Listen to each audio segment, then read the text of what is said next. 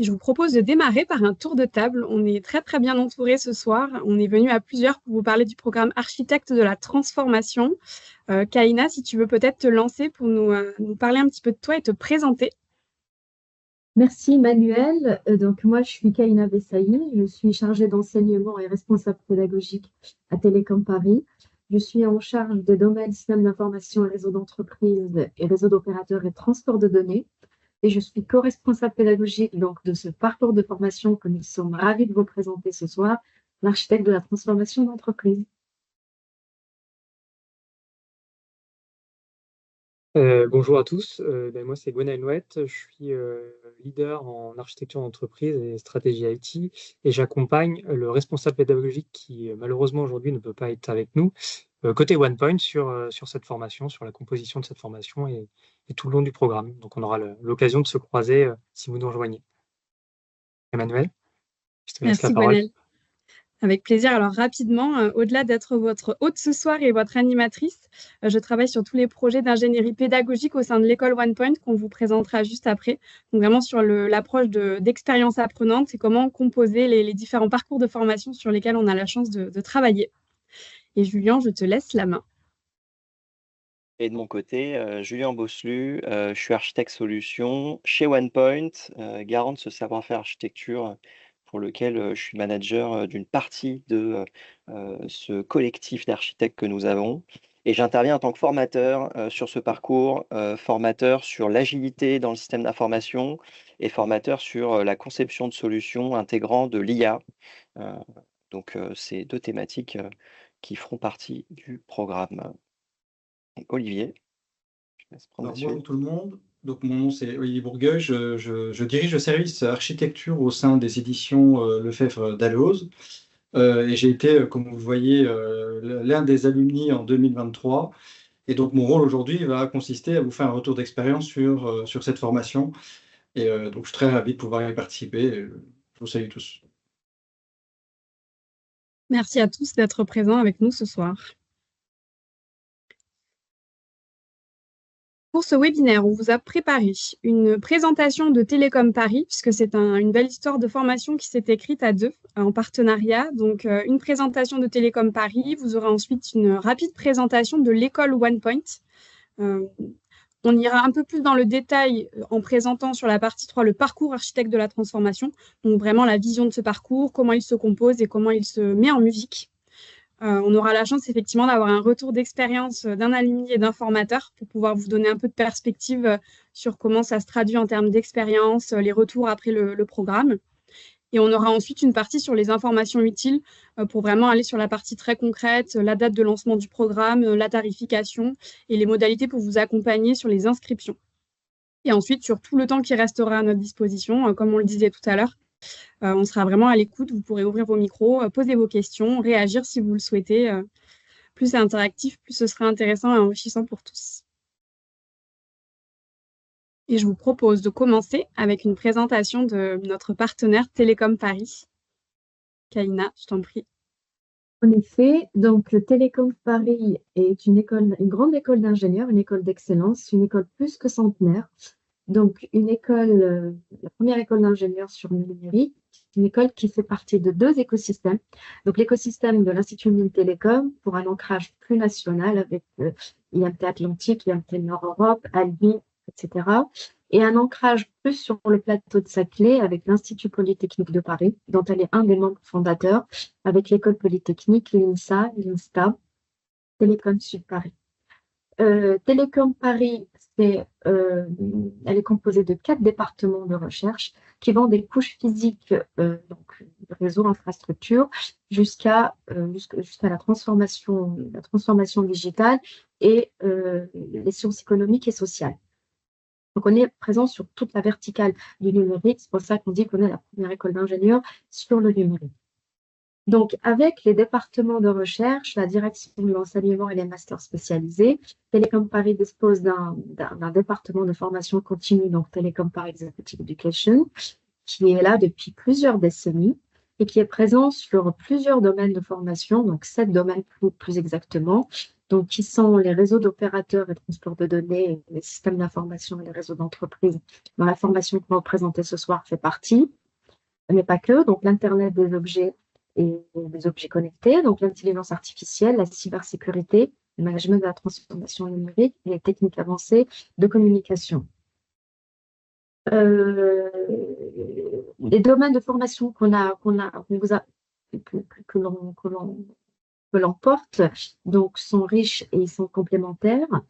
Et donc les formations que l'on dispose, elles vont des formations certifiantes, des formations courtes ou des formations sur mesure. Voilà. Merci, Kaina. Et donc, pour poursuivre, pour vous donner un petit peu quelques informations sur l'école OnePoint, qui est le partenaire, on a co-développé le programme ensemble. Peut-être déjà vous dire quelques mots sur OnePoint, qui est un acteur de la transformation.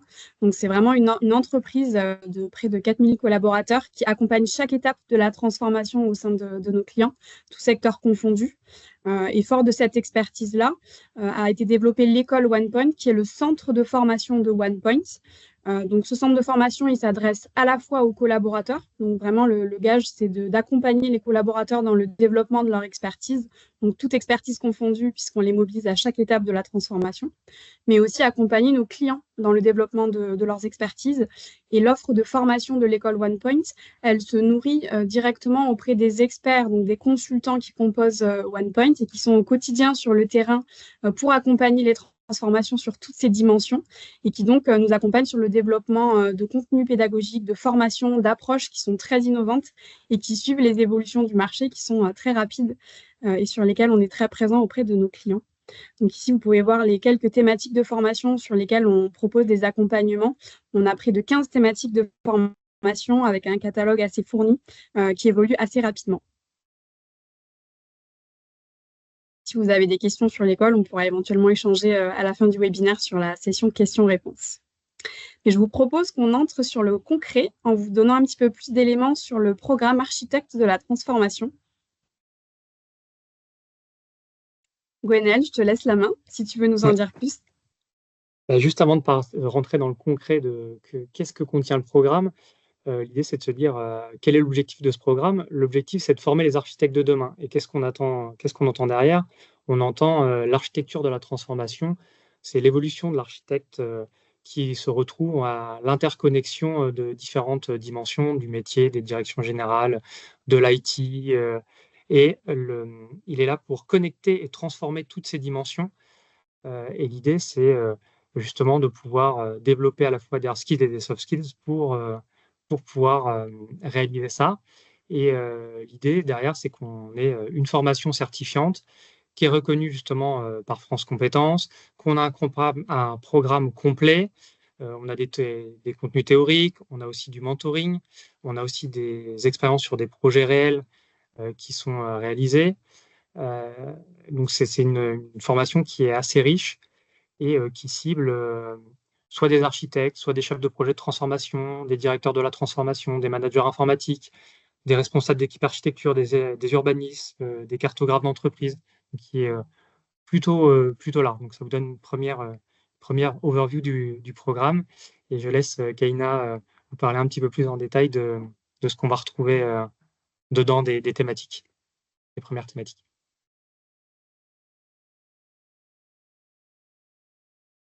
Merci Gwenaëlle. Donc c'est comme il a dit Gwenaëlle, donc notre partenariat avec OnePoint nous permet en fait de concevoir une formation avec les architectes pour les architectes. Donc c'est une formation qui est professionnalisante puisqu'on parle vraiment des besoins, les besoins du terrain, du métier d'architecte. On a réfléchi qu'est-ce qu'on voulait mettre dans la boîte à outils de la transformation digitale qui sera mise à la disposition donc, de l'architecte pour qu'il opère cette transformation. Donc c'est de là dont l'idée est née. Donc cette proximité qu'on a avec les entreprises donc, a abouti à ce beau projet en fait le partenariat avec OnePoint pour que cette formation soit si professionnalisante avec tous les dispositifs pédagogiques sur lesquels on reviendra un peu plus tard qui permettent de la rendre effectivement professionnalisante et qui permettent d'être opérationnelle avec des learning by doing, des hackathons, des études de cas et puis un projet de certification.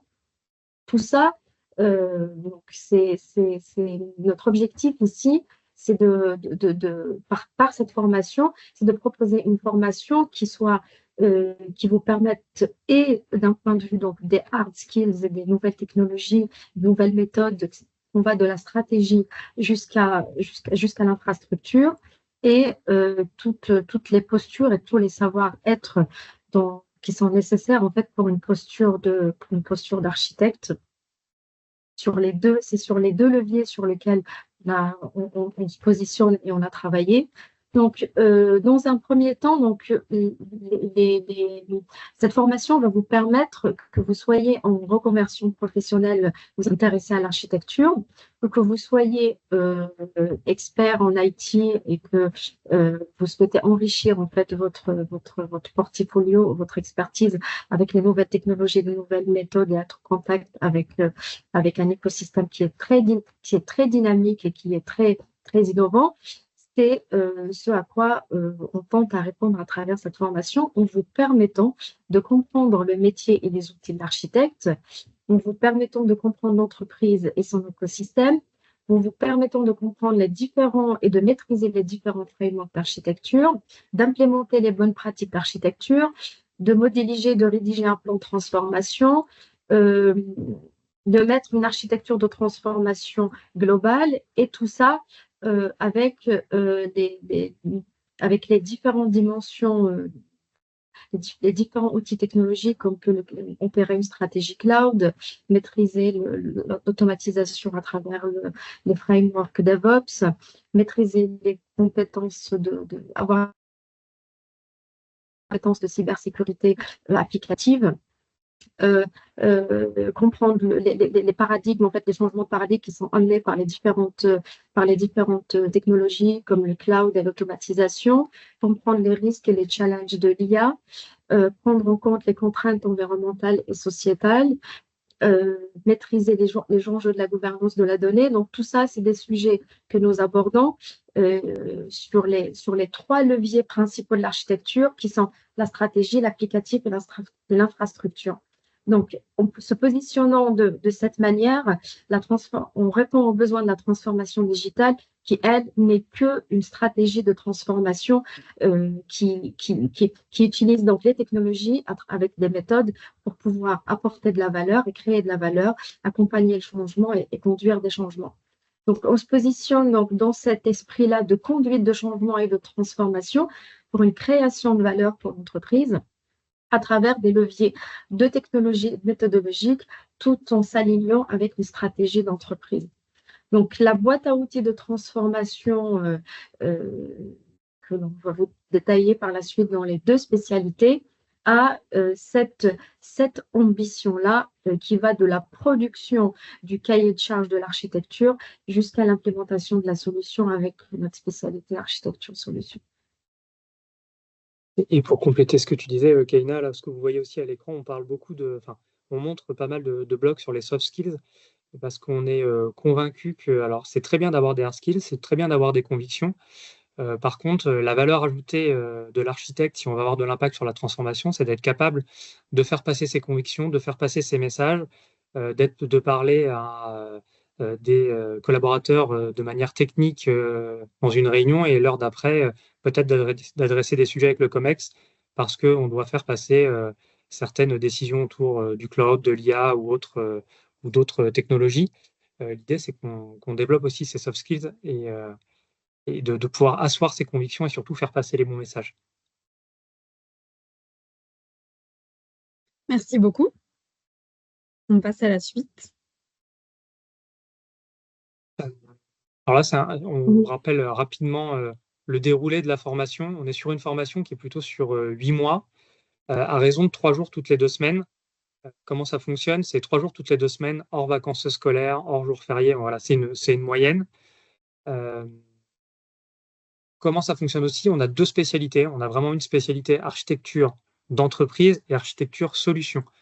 On a un tronc commun pour les deux et on a des cours spécifiques. Comment sont évaluées ces formations?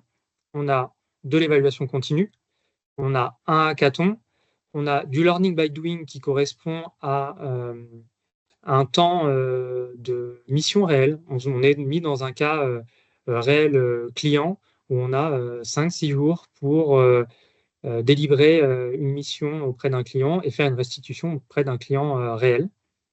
Et on a un temps de mémoire. Et là, je te laisse un peu plus préciser ce point-là, Kaina, qui est un peu plus académique, on va dire. Oui, en fait,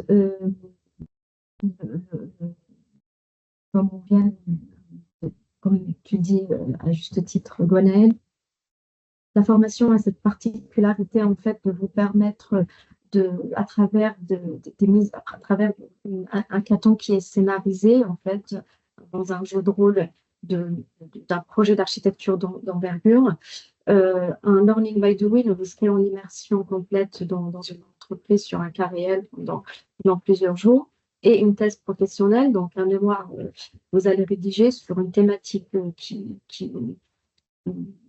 vous intéresse ou qui intéresse votre entreprise, qui sera le projet de certification, on le dira plus tard, de formation et certifiante à l'ANCP niveau 7, à architecte digital d'entreprise. Et ce projet de certification, donc je essaie de me remémorer quelques sujets très intéressants qu'on a eu à la promotion précédente. Par exemple, l'un des sujets, ça peut être adopter une approche FinOps pour accompagner un projet de transformation cloud. Donc, je te veux dire que le moment du mémoire est un moment très important pour réfléchir et sur une problématique d'entreprise qu'on a, sur laquelle on vous accompagne en fait dans ses solutions, avec ce qu'on met à votre disposition comme accompagnement, comme mentor et comme tuteur. Et ça permet aussi de rédiger un rapport, donc un rapport qui est détaillé. Donc, l'exercice de l'écriture est un exercice qui est très, très intéressant, donc qui est très formateur et qui nous permet vraiment d'aller en profondeur sur un sujet. C'est là qu'on se rend compte que le degré de granularité du détail qu'on veut donner au projet, il prend toute une autre dimension quand on essaye de rédiger un rapport pour restituer un travail. Donc, pour compléter, c'est vrai ce que tu disais, Kaina, il y a une information que je n'ai pas donnée qui est intéressante, c'est de se dire que on a un hackathon, on a un learning by doing et on a le mémoire. Bien sûr, les trois ne sont pas en même temps et ça va se dérouler d'un certain ordre là. C'est bien le hackathon, le learning et le mémoire. Le hackathon, c'est sur une mission fictive. Vous devez dérouler une mission fictive avec des choses qui se passent. Donc, tout le monde a la même mission fictive. Une fois que vous avez un peu plus d'expérience et que vous avez avancé dans le programme, là, vous vous retrouvez sur le learning by doing qui, là, est pareil, une mise en situation, mais dans un cas réel client et avec un client à qui il faudra vraiment restituer la mission. Donc là, ça va être vraiment l'application de vos connaissances et la partie mémoire qui est là plutôt prendre un pas de recul sur un sujet qui vous intéresse et comment les connaissances que vous avez acquises peuvent vous aider à creuser ce sujet-là et à vraiment comment dire, mener une recherche approfondie et une réflexion sur ce sujet en particulier. Et pourquoi deux spécialités? Pourquoi ensemble et pourquoi un tronc commun? C'est parce que les architectes de solutions sont techniques. On a Julien qui va nous dire quelques mots plus tard, ils sont techniques. On a les architectes d'entreprise qui sont dans la stratégie, qui ont un jargon, qui ont des méthodes, qui livrent des spécifications, qui ont des besoins. Par la suite, donc le fait de les faire travailler sur un tronc commun avec un vocabulaire commun, avec des méthodes communes, facilite par la suite dans les projets le travail en équipe des architectes d'entreprise et des architectes solutions. Donc, on a un approfondissement qui est fait au niveau des spécialités, mais au niveau du tronc commun, on a essayé de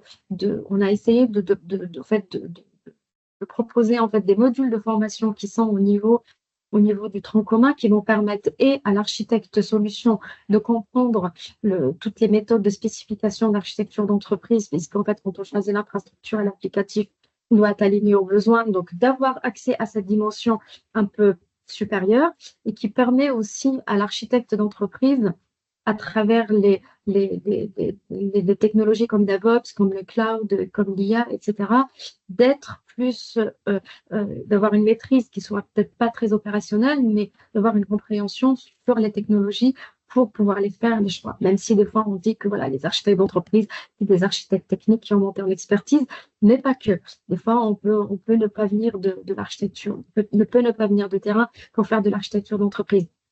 Donc derrière cette architecture de formation, ce design de la formation, d'avoir un tronc commun, il y a une volonté d'homogénéisation en fait des connaissances et du vocabulaire et des méthodes de travail par la suite qui vont faciliter les intégrations des équipes et le développement de solutions. Et justement, on va pouvoir vous parler un petit peu plus en détail du programme. Comme Kainat vient de le dire, on a toute une partie tronc commun. Donc, ce sont les trois premiers blocs que vous voyez sur la gauche du slide. Donc, je vais vous décrire un petit peu ce qu'il y a dedans rapidement. Donc, on a outils et méthodes de l'architecte.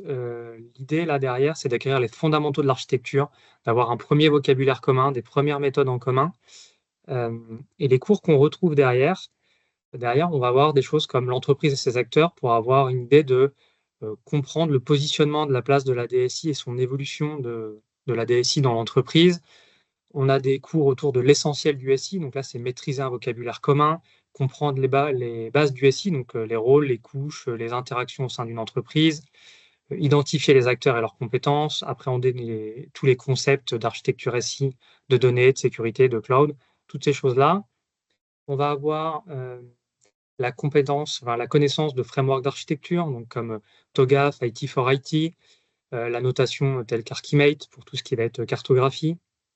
On a des choses autour des outils de l'architecte, donc des outils typiques qu'on va utiliser.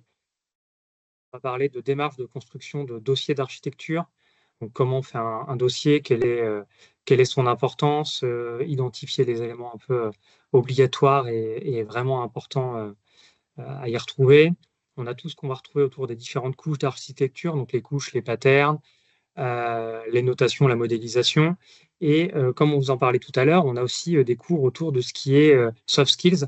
Donc on va voir la facilitation et l'animation de réunion. Comme on disait tout à l'heure, l'idée c'est bien d'avoir des convictions, il faut pouvoir les faire passer. Donc ça c'est quelque chose d'important. On a un cours sur l'art oratoire, donc pour améliorer justement sa prise de parole, la posture, les respirations, structurer son discours. Et un cours qui va être autour de tout ce qui est sensibilisation à la gestion du stress et les approches neurocognitives. Donc là, on a pas mal de théories là-dessus et justement travailler sur l'impact que ça peut avoir sur nous et sur les autres dans notre travail au quotidien. Donc ça, c'est la première partie. On a une seconde partie qui est plutôt l'architecte agile. Donc là, c'est tout ce qui va toucher forcément au fondement de l'agilité et à l'architecture. Donc on a des cours plutôt d'introduction comme l'agilité et la gestion de projet, où on va comprendre les différents frameworks agiles. On va avoir un cours sur l'agilisation du SI, donc comprendre les patterns d'architecture qui sont plus ouverts, plus agiles, qui nous permettent de gagner en souplesse dans le SI. On va parler de DevOps et de son impact sur l'architecture. Et on va parler de Domain Driven Design pour découvrir et approfondir en gros ses fondamentaux, la philosophie et les outils qui sont derrière. Et bien sûr, un dernier cours qui va être vraiment Agile for Architect, qui est très proche du mindset et du framework SAFe. Pour la troisième partie du tronc commun, donc là, c'est quelque chose qui est plutôt quels sont les grands défis, quels sont tout ce qui est autour de la technologie, de la donnée, du cloud, de la sécurité, du numérique responsable, toutes ces choses-là qu'on va devoir traiter. Donc forcément, on retrouve un cours sur la stratégie cloud, de se dire, pour comprendre que le cloud, ce n'est pas uniquement de la technologie. Derrière, il y a tout un modèle opérationnel, il y a toute une culture d'entreprise, des manières de travailler. Donc ça a vraiment un impact non négligeable sur l'entreprise. On comprend derrière à quoi ça sert, comment on l'a fait, et bien sûr les tenants et les aboutissants, donc les migrations, la méthodologie 7R, donc toutes ces choses-là qu'on pourra creuser. On va commencer à parler d'IA avec l'éthique de l'IA et des algorithmes. On va parler également d'IA générative, comme Julien nous le disait tout à l'heure, de cadre de référence pour repérer la stratégie, donc le cadre de référence d'architecture, expliquer l'intérêt d'un cadre de référence dans la transformation d'une entreprise, détailler les 4 composantes majeures, On va parler de plateformisation, donc avec une étude de cas, de comprendre que la plateforme, c'est un modèle économique et tech, et ce que ça permet au sein de l'entreprise. On parlera d'architecture data, donc bien sûr comprendre les principaux jalons de l'évolution de la data, comprendre, on parlera de DDD encore, on parlera de data mesh, on manipulera des patterns d'architecture. L'idée, c'est d'avoir une base de connaissances et de pouvoir être à l'aise avec ces concepts. Bien entendu, des sujets sur la sécurité, donc comprendre les principaux composants participant à la protection des systèmes d'information. Le but, c'est pas que vous soyez expert sécurité, mais en tant qu'architecte, vous avez un rôle d'orchestrateur et d'animateur, et vous êtes au centre des projets, donc il faut avoir des notions, on va dire, sur les différents sujets. On parlera de numérique responsable, donc avec les enjeux environnementaux et sociétaux qui sont de plus en plus présents au sein des entreprises. Et on aura un dernier cours qui sera autour du schéma directeur. Et donc là, c'est comment on transforme le SI sur les années qui viennent, et de permettre de comprendre comment le schéma directeur est utilisé par les équipes par la suite. C'est-à-dire construire le schéma directeur et ses impacts par la suite. Et après, une fois qu'on aura fait toutes ces parties-là, on se retrouve avec 2 spécialités. Et là, vous êtes scindés en deux groupes. Il y a une partie qui va être sur l'architecture solution et une partie sur l'architecture d'entreprise. Et pour l'architecture d'entreprise, on a encore quelques cours qui sont, on va parler d'urbanisation du SI. Donc, qu'est-ce que l'urbanisation? Derrière, on va dérouler un cas d'usage pour bien comprendre les tenants et les aboutissants. On va parler du framework d'enterprise design, qui est une manière d'adresser une vision holistique de l'entreprise et de projeter son évolution. On va parler de business model et de business plan, notamment parce que les architectes d'entreprise sont très impactés par les sujets d'évolution du SI, sur des choix de logiciels, sur des orientations à plus ou moins long terme de l'entreprise. On va parler du X et d'architecture et de design thinking de l'architecte. Donc l'idée, c'est d'avoir des méthodos un peu innovantes ou en dehors du cadre qu'on utilise d'habitude dans l'architecture, mais comment on peut justement rapprocher l'UX et le design thinking du métier de l'architecte. Et quelques cours encore autour de l'intelligence émotionnelle et des biais cognitifs.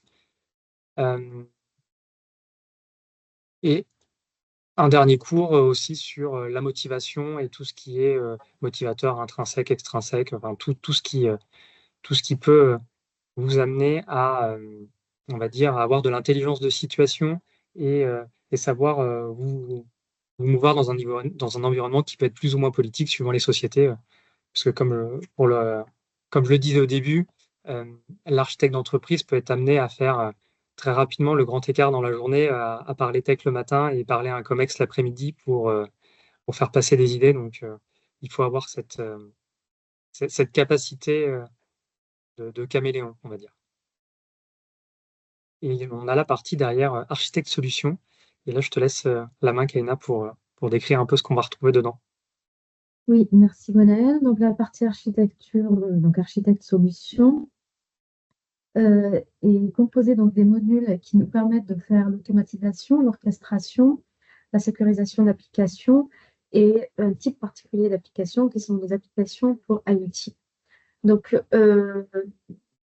les architectures en fait innovantes sont basées sur la containerisation, la manipulation de conteneurs. Donc c'est la maîtrise de Docker, donc avec les microservices et les applications cloud natives, l'orchestration de ces applications avec un orchestrateur comme Kubernetes et l'automatisation donc qui est permise grâce à DevOps pour le développement continu avec le CI/CD doit être sécurisé, et c'est ce qu'on propose avec l'expérimentation DevSecOps, où là on dispose en fait comment sécuriser une infra as a code.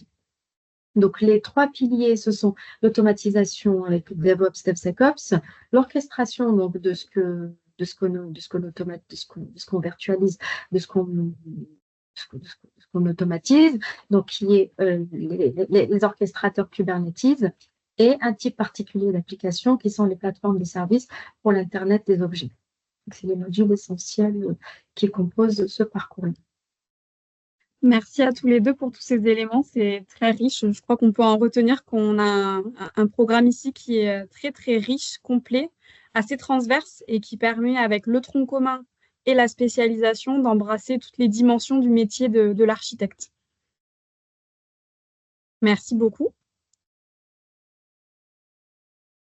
Alors, on a depuis quelques années, parce que ce programme existe depuis plusieurs années, formé un grand nombre de personnes. Donc, comme vous le voyez, on est déjà à plus de 200 personnes qui ont été formées à ces sujets. On a eu plusieurs promotions, on a eu plusieurs entreprises qui nous font confiance, donc comme BPI, GRT Gaz, le FEF Dalloz, le ministère des Armées. J'ai été moi-même un ancien élève de la formation, donc j'ai eu la chance de suivre ce programme. Et pour la petite histoire, on a quand même des personnes de GRT Gaz qui sont venues plusieurs fois, qui étaient dans la première promotion et qui étaient dans la promotion de l'année dernière. Donc, on a quand même pas mal un momentum et les gens sont plutôt contents de la formation, ravis. Enfin, on verra derrière, je laisserai Olivier en parler et de dire ce que ça lui a apporté. En tout cas, à titre personnel, moi, ça m'a apporté une vision plus large, on va dire, du système d'information et du rôle d'architecte qui peut parfois être euh, vu comme la personne ayant des compétences techniques et posant des règles, alors qu'on le voit plutôt comme un chef d'orchestre qui est là pour connecter les gens, les technologies et faire avancer et aider à la transformation de l'entreprise. Je vous propose qu'on enchaîne sur la suite, justement, pour qu'on ait nos fameux retours d'expérience. Avant de passer sur la partie suivante de la présentation, on vous propose une rapide prise de pouls pour savoir comment vous vous sentez après toutes les informations qu'on vous a partagées. Est-ce que le rythme vous convient? Est-ce qu'on est allé un petit peu trop vite? Et sentez-vous libre de nous confesser si vous avez un peu décroché. On sait que le format distanciel n'est pas toujours évident pour rester concentré. Donc, merci à tous ceux qui sont parmi nous ce soir. N'hésitez pas effectivement à réagir en direct. Et dans quelques minutes, on pourra commencer les échanges en live si vous le souhaitez avec les questions. Mais avant ça, on passe à nos retours d'expérience. Donc, on a la chance ce soir d'être en présence d'un alumni et d'un formateur qui vont pouvoir nous partager de manière assez authentique leur retour d'expérience. Et on commence avec toi, Olivier, si tu le veux bien. Donc, sur ton expérience en tant qu'apprenant sur une précédente promotion, donc peut-être nous dire quelques mots sur ton parcours et puis nous raconter un petit peu comment s'est passé ton programme de formation. Tu as ton micro qui est coupé, Olivier. C'est réglé. Mon parcours, en fait, il faut savoir qu'à la base, je n'ai pas une formation liée à l'IT. J'ai plutôt une formation financière. J'ai fait une licence en finance en Belgique, puisque je suis belge de naissance. Et en gros, je suis tombé dans l'informatique aux alentours des années 2000, avec l'arrivée justement de l'année 2000, qui a eu des grands changements sur les systèmes d'information, et notamment l'arrivée de l'euro. Et c'est ce qui a en fait provoqué, à un moment donné, ma bascule vers le monde de l'IT. Et mon parcours, il a été un petit peu classique dans le sens où j'ai commencé comme consultant dans une SS2I, enfin ce qu'on appelle à l'époque une SS2I. Je suis devenu chef de projet, responsable des études. J'ai été DSI aux éditions Dalloz pendant 10 ans. Et ensuite, quand le groupe Le FEF Dalloz s'est constitué, il y avait différentes maisons, j'ai construit parce qu'il n'y avait pas de service d'architecture. Donc ça fait maintenant à peu près, je dirais, ça fait 6 ans maintenant que le service architecture est présent dans le groupe Lefebvre Dalloz. Et donc, globalement, mon parcours, il était très varié puisque j'ai fait du développement, de la gestion de projet, de la responsabilité des études, j'ai été DSI 10 ans, etc. Donc mon parcours était très varié. Et quand j'ai monté le service architecture, on va dire, c'est un peu cette culture générale de l'IT, elle a été très bienvenue parce que vous comprendrez vite, pour ceux qui font de l'architecture ou qui ont l'ambition d'en faire, que la culture générale, quand vous êtes dans l'architecture, la culture générale, j'entends tant IT que métier, elle est vraiment très utile quand vous devez discuter avec une direction, avec des responsables de métier et évidemment avec les composantes IT. Donc ça, c'était très utile. Par contre, j'avais pas nécessairement de fondamentaux, on va dire, académiques sur ce qu'est l'architecture en tant que telle, l'architecture d'entreprise qui était plutôt mon secteur. Et c'est vraiment dans ce cadre-là, en fin de compte, que cette formation, elle m'a été en tout cas, elle m'a été proposée et j'ai souhaité la suivre. Alors, Globalement, quel est mon retour d'expérience? Et puis, je vous dirai ce que ça a pu m'apporter. Et honnêtement, là, une des choses qui m'a beaucoup, qui m'a beaucoup plu lors de cette session, de ces formations, c'était la qualité des intervenants. Honnêtement, vous avez affaire à des gens qui touchent le domaine dans lequel ils donnent cours, à savoir que vous avez vraiment des acteurs qui réalisent des choses, qui font des choses. Ce ne sont pas juste des formateurs, on va dire, classiques qui vous donnent un rendu pédagogique sans avoir particulièrement touché le domaine dans la réalisation dans les entreprises. Là, vous avez des gens qui sont acteurs dans les entreprises, qui sont soumis en fait à des demandes concrètes des entreprises et qui impartissent non seulement un savoir académique, mais également un savoir-faire et un savoir-être. Donc ça, c'est une première chose vraiment qui était très intéressante. Autre chose à titre personnel qui m'a beaucoup plus d'informations, mais là c'est vraiment plus ludique, c'est le côté, la qualité des relations humaines que j'ai pu tisser avec les membres de la promotion. Bon, vous direz c'est plus anodin, certes, mais c'était quelque chose vraiment, comme je vous l'ai dit, on a probablement un déjeuner à programmer dans les 3 semaines et ça fait 2 ans qu'on a fait la formation. Donc il y avait quelque chose d'intéressant. Autre chose que moi j'ai trouvé vraiment très utile, très intéressant dans la formation, c'était le contenu. Bah, tant bien Kaina que Gonal vous a donné un aperçu, c'est très riche et très varié. Véritablement, ça va vous donner un aperçu véritablement holistique de ce que peut être l'environnement d'un architecte dans une entreprise. Et un des éléments qui est vraiment le cœur de cette formation, c'est de vous expliquer que le positionnement d'un architecte, il a évolué depuis un certain nombre d'années. Ce n'est plus des ingénieurs comme par le passé, auxquels on demande essentiellement de faire de la documentation et des gens à qui on demande notamment d'établir des plans et de bien documenter tout ce qui est fait. On leur demande d'interagir beaucoup plus étroitement avec le métier et notamment avec le business, la stratégie de l'entreprise. Donc ça va beaucoup plus loin que simplement des processus métiers. Ça rentre dans la stratégie des choix de solutions, de ce qui est vendu à des clients avec des modèles économiques. On nous demande de plus en plus de travailler dans ces conditions-là. Et il est vrai que bien souvent, les architectes, on va dire old school, en fait, c'est souvent des ingénieurs et ils n'ont pas comment dire, cette prise. Et c'est là où l'angle donné sur les soft skills de la formation, pour ceux qui ont l'ambition de rentrer dans ce domaine-là, elle est vraiment critique. Elle est vraiment importante.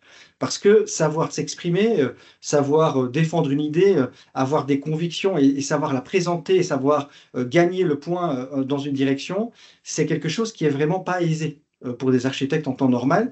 Pourtant, c'est ce qui fera le succès bien souvent. Parce que vous verrez que dans l'entreprise, les architectes sont très intelligents souvent. C'est des gens qui ont un QI assez haut. Et pourtant, leur message ne passe pas. Ils n'arrivent pas à faire passer le message auprès du métier, auprès de la direction. Et généralement, ça pénalise leur action. Et ce n'est pas une question de manque de qualité, c'est plutôt une question de savoir le faire, de savoir communiquer, de savoir faire passer le point. Merci beaucoup, Olivier. Je me permets d'intervenir pour qu'on puisse peut-être enchaîner. Ton retour était très précieux. Et si ça te convient, comme ça, on garde un petit peu plus de temps sur la fin pour la session questions-réponses, sur laquelle je pense que tu pourras nous apporter encore plus d'éléments très concrets sur ton expérience. Et merci encore.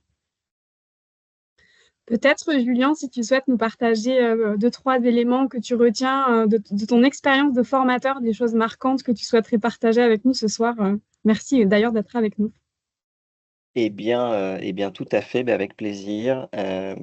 Moi, ce que je retiens de ces formations, c'est déjà qu'on est face à un collectif parce que quand même, c'est une formation qu'on vit au sein d'un groupe qui a envie d'avoir la même reconversion, le même objectif de devenir architecte opérationnel à la fin de cette formation-là. Donc, il y a quand même une synergie qui se fait au sein de ce groupe avec des profils différents, qui viennent de différents métiers, qui viennent de différents niveaux d'expérience.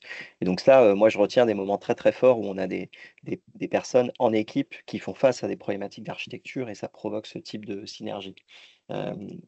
À titre personnel, j'interviens sur 2 cours, comme je l'avais un peu introduit.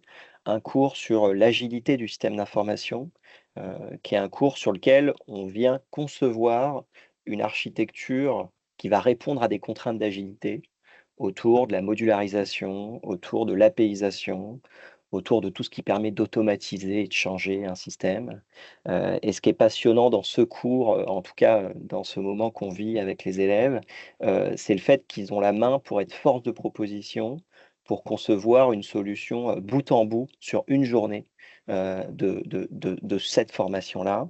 Et l'idée, c'est de partir d'une feuille blanche et de réussir à partir d'un besoin métier, de comprendre la logique, de comprendre les données impactées, de comprendre les systèmes et de finir sur une architecture cible qui couvre tous les plans du système d'information qui a été construite en équipe de 3-4 élèves architectes.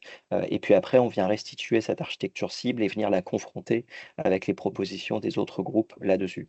Évidemment, moi, en tant que formateur, j'apporte un cadre, j'importe les connaissances qui sont nécessaires pour poser cette proposition. Mais ce qui est essentiel, c'est de comprendre que le métier d'architecte, c'est d'être capable d'être force de proposition face à un problème. Et donc, c'est ça qu'on cultive au travers de ces cours. Et puis ensuite, j'anime un cours sur l'IA générative. Je pense que tout le monde est au clair sur le fait que ça impacte fortement nos entreprises et nos applications.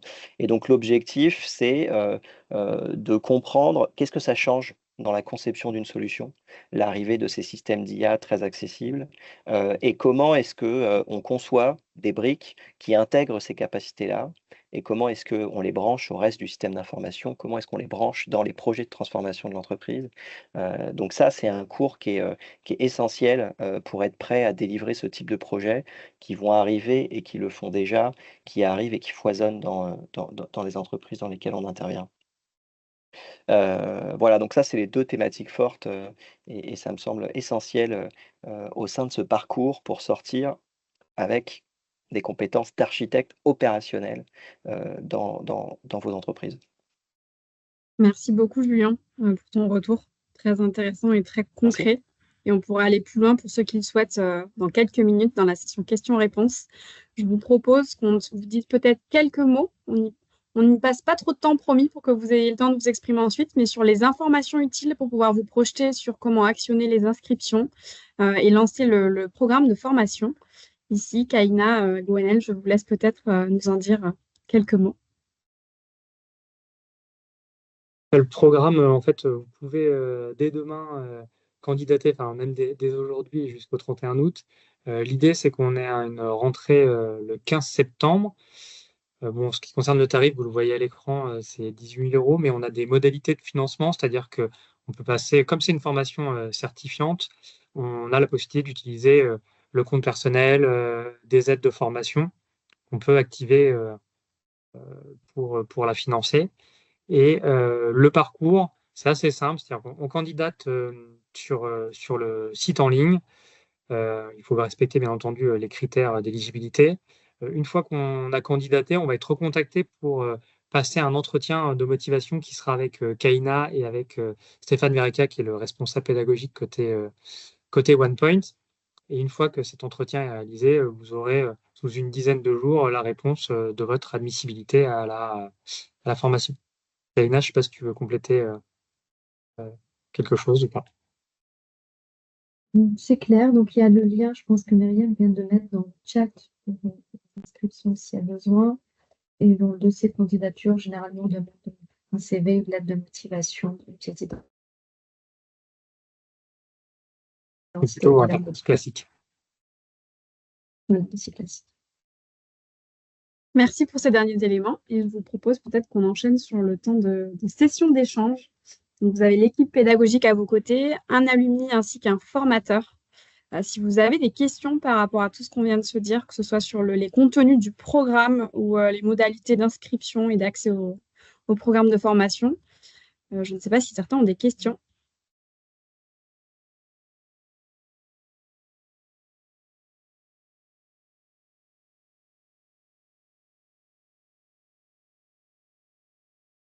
N'hésitez pas, c'est l'occasion. Vous m'entendez bien ? Oui, on entendait une question peut-être.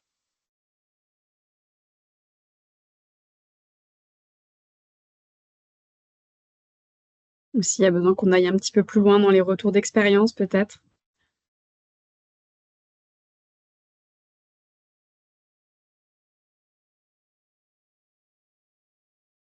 Pas de questions. Tout était super clair, j'ai l'impression. Si on a une personne dont le micro ne fonctionne pas, vous pouvez poser votre question à l'écrit, on y répondra.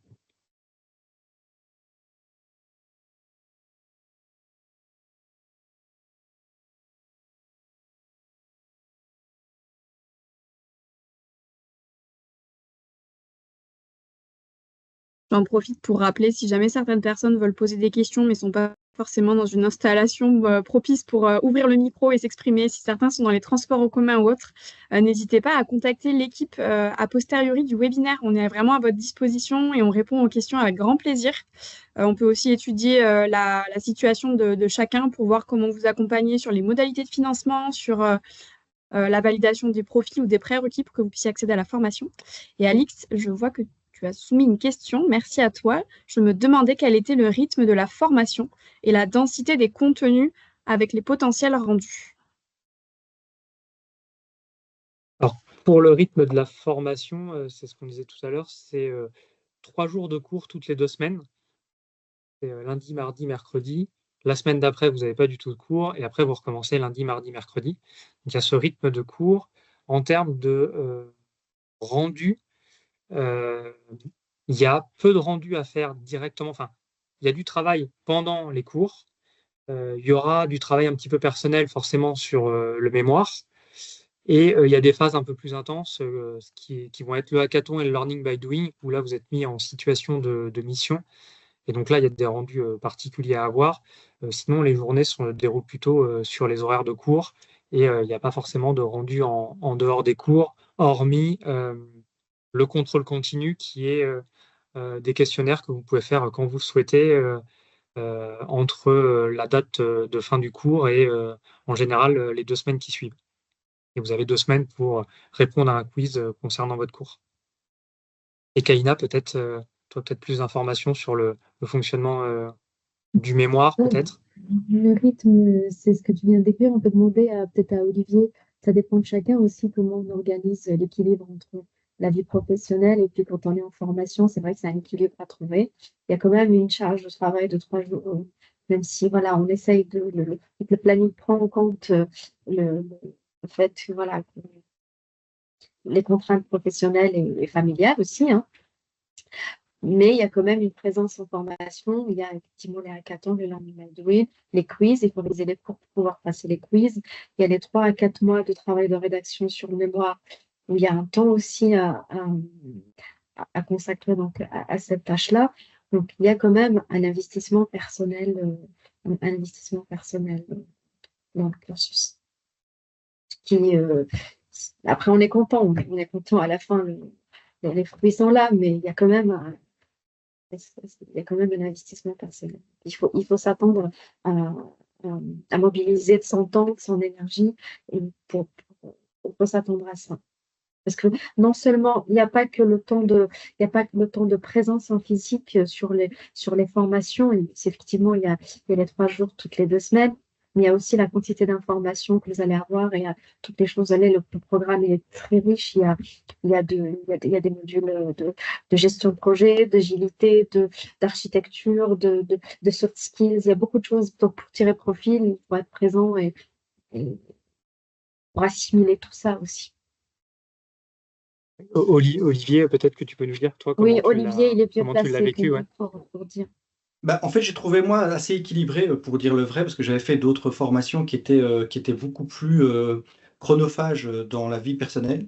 Je trouvais justement qu'il n'y avait pas trop de rendu après journée, et donc effectivement il y avait un travail intense en session, pas trop de rendu en pré-journée, donc c'était plutôt agréable, ça ne venait pas beaucoup empiéter sur la vie personnelle. Après, c'est une certification, c'est-à-dire il y a un mémoire à écrire, un mémoire ça prend du temps. C'est sûr que dans les phases d'hackathon et oui, c'est très intense sur ces jours-là, mais en fait c'est sur place le temps que vous travaillez, et puis vous rentrez à la maison, vous êtes tranquille, mais c'est vrai que c'est un peu plus intense. Hormis ces phases-là, franchement, c'est dans les formations, je trouvais que l'équilibre était assez bien respecté. Et donc, c'était plutôt agréable pour le niveau d'exigence, le temps que ça prenait dans la vie personnelle. Je trouvais que c'était plutôt bien. Merci beaucoup pour tous ces éléments de réponse, Alix. J'espère que ça t'apporte les réponses que tu attendais. N'hésite pas si tu as besoin de précision. Est-ce qu'on a d'autres personnes qui voulaient poser des questions? Il nous reste encore quelques minutes.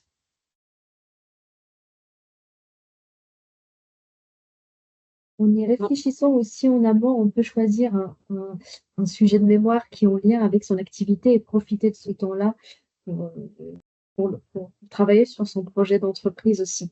On a eu des sujets qui étaient très, très intéressants celui de Marianne, Olivier, je ne sais pas si tu te souviens, mais on peut utiliser ce temps-là pour résoudre une problématique d'entreprise et avoir l'accompagnement des équipes de OnePoint et de Télécom pour le faire.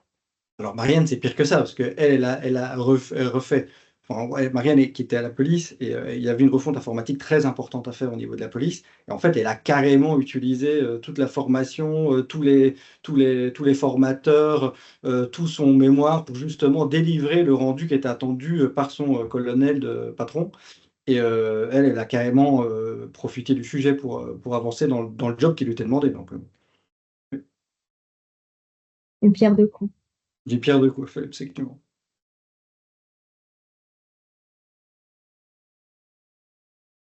Ah, on a T'as une autre une autre question question. pour toi, Olivier. Alors, si vous voulez, moi j'ai trouvé que ça en valait vraiment la peine. Toujours dépend quels sont vos objectifs, évidemment. Moi, je pense que quand vous voulez vraiment rentrer dans un domaine qui est l'architecture, qui est quand même quelque chose de très changeant aujourd'hui, comme je vous l'ai dit, hein, vraiment, ce qui est important de comprendre, c'est que on vous demande de rentrer beaucoup plus dans le business aujourd'hui. On vous demande d'avoir comment dire, des échanges avec un COMEX, avec des gens qui sont dans le chiffre d'affaires de l'entreprise. Et c'est clair qu'il est impossible de le faire si vous n'avez pas, comment dire, on ne vous met pas le pied à l'étrier. Et les formations classiques des architectes ne vous le donnent pas. Et je pense que moi, cette formation, quand vous avez cette ambition-là, et demain évoluer vers des postes de transformation, voire même des postes de direction plus haut, je pense que cette formation vous donne vraiment beaucoup d'éléments qui vous permettent de savoir vous exprimer, de comprendre tout plein de concepts qui vous aideront. Par exemple, on va vous parler de comment construire un business model, mais ça paraît anodin. Mais d'avoir fait l'exercice, de l'avoir entendu, ça vous permet de prendre conscience de tout ce qui importe à une direction. Parce que ce qui est très difficile quand vous discutez avec une direction générale, c'est de savoir utiliser les bons termes, ceux que eux veulent entendre, ceux que eux comprennent. Et ça, pour quand vous venez de la technique, c'est pas toujours une évidence. Donc sur ces questions-là, en plus des connaissances que vous allez acquérir, et vraiment, vous allez voir le learning by doing et aussi le hackathon, c'est quand même des expériences stressantes sur le moment, mais très intéressantes. Moi, je pense que quand vous avez une ambition d'évoluer, ça vaut vraiment la peine de le faire. Et en termes d'engagement personnel comme financier. Après, évidemment, c'est mon avis personnel, mais je trouve que c'était très, très intéressant. Et pour toute personne qui a des ambitions, je trouve que ça vaut la peine d'avoir cet exercice dans son existence, surtout quand on part d'un domaine qui était plus technique à la base, où vous voulez vraiment donner un pas en avant. Merci beaucoup pour ce retour d'expérience, Olivier, qui est très précieux encore une fois. Et c'est une note très positive pour finaliser notre webinaire, je trouve. Merci à toi, Alix, pour l'ensemble de tes questions. Si d'autres personnes souhaitaient poser des questions, n'hésitez pas à nous contacter. On sera ravis de pouvoir y répondre et vous accompagner sur le développement de votre projet de formation. Merci beaucoup à toutes les personnes qui ont pris le temps de se connecter, à nos intervenants pour la matière précieuse que vous avez partagée et pour votre super énergie. Comme on le disait, sur les formats distanciels, c'est pas toujours évident et vous étiez tous au rendez-vous. Donc, un grand, grand merci. On vous dit à très bientôt. Et n'hésitez pas, pour avoir plus d'informations, vous avez le programme détaillé sur le site internet. Vous aviez un QR code sur le support si besoin pour le formulaire d'inscription que je vous remets à l'écran. Hop là, ici, tout en bas. Donc, n'hésitez pas, toutes les équipes sont à votre disposition. Je vous souhaite une très, très belle soirée et je vous dis à bientôt. Merci à tous. À bientôt tout le monde. Au revoir. Bonne soirée. Au revoir. Merci, au revoir.